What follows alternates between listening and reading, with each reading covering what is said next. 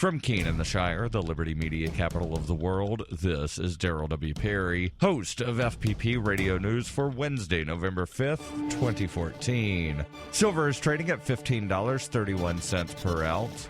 Gold is valued at $1,142 per ounce. And according to BitcoinAverage.com, the average price of Bitcoin is $339.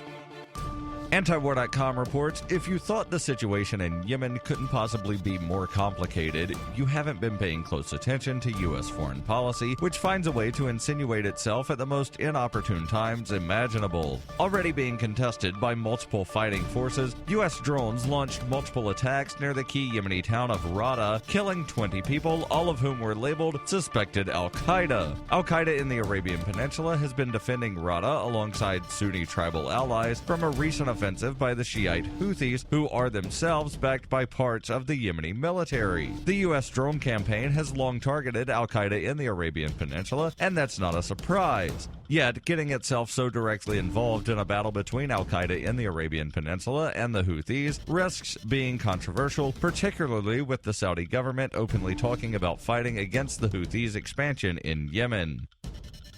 Hi, I'm Daryl W. Perry, and I need your help to take Peace, Love, Liberty Radio on the road. During the 104-day trip, I'll be visiting at least 10 cities across the country, speaking to people about the ideas of peace, love, and liberty, while simultaneously continuing to create daily liberty media. To find out more about the tour or to donate, visit tour.fppradio.com. That's tour.fppradio.com. The Associated Press reports marijuana activists who have longed for decades to end America's drug war pocketed more victories Tuesday, with Oregon and the nation's capital approving recreational cannabis use. The advocates also believe they have another win, too, in Alaska, as a legal cannabis measure holds a steady lead. The only major loss for drug law reformers came in Florida, and even there, a medical marijuana proposal earned 58%, just shy of the 60% required to pass. The victories came in a midterm election that saw a low turnout and an electorate that handed Republicans back control of the U.S. Senate for the first time since 2006. The results emboldened marijuana activists as they prepare legalization efforts in California, Massachusetts, Maine, and other states in 2016. Drug war supporter Kevin Sabet called the vote a bit of a wake-up call and pointed to the results in Florida as well as votes in 5 Colorado cities banning marijuana dispensaries and said, "I think we've slowed the legal marijuana freight train." The measures were among many that appeared on ballots, with voters approving ones to raise the minimum wage in 4 states, passing expanded background checks in Washington state, and rejecting abortion-related measures in 2 states. In California, drug war opponents welcomed a vote that reduced penalties from felonies to misdemeanors on possession of small amounts of drugs, including cocaine and heroin. FPP Radio News is brought to you by Roberts & Roberts Brokerage.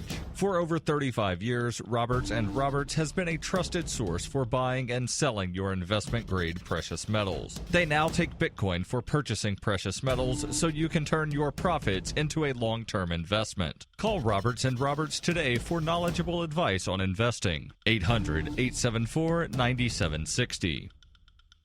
Reuters reports the U.S. delegation to the United Nations informed members of the Security Council on Tuesday that it will circulate a draft resolution establishing an international sanctions regime for conflict-torn South Sudan. An official speaking on the condition of anonymity said the resolution will establish a mechanism for targeting individuals undermining South Sudan's political stability and abusing human rights. We believe targeted measures are appropriate at this time to support efforts to establish a peace agreement and cessation of hostilities. He did not say when the draft would be circulated to the 15-nation council and put to a vote. Australian UN Ambassador Gary Quinlan, president of the Security Council this month, also declined to comment on the likely timing of any sanctions move, but he told reporters his country and several other council members supported the idea of making an arms embargo part of any South Sudan sanctions regime.